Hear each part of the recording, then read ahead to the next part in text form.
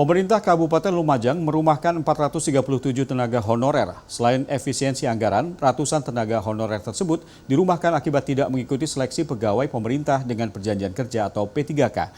Sementara di Kabupaten Mojokerto, ratusan warga desa Banjar Agung berdesakan dan mengantri berjam-jam demi mengambil sertifikat tanah program PTSL.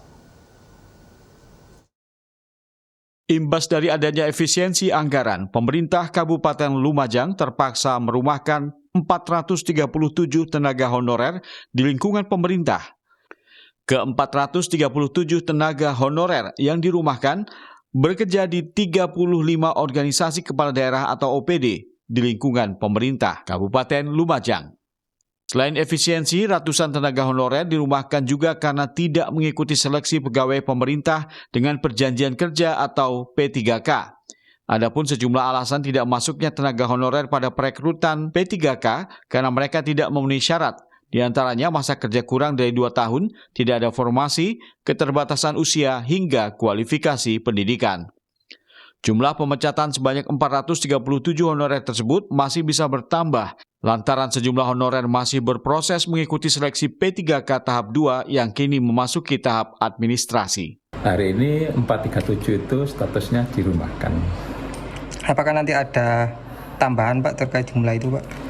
Jumlah 437 masih dimungkinkan bertambah, yaitu dari teman-teman non-ASN, non-database yang kemarin ikut seleksi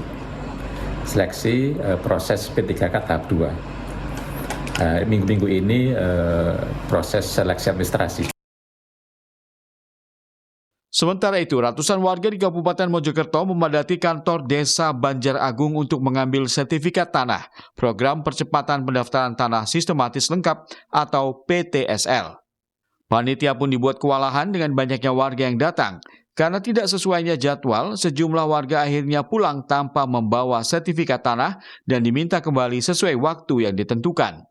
Tercatat sebanyak 1.519 sertifikat tanah yang dibagikan panitia PTSL di Desa Banjar Agung. Warga harus menunggu selama 6 bulan untuk bisa memiliki sertifikat tanah secara gratis. Tim Liputan.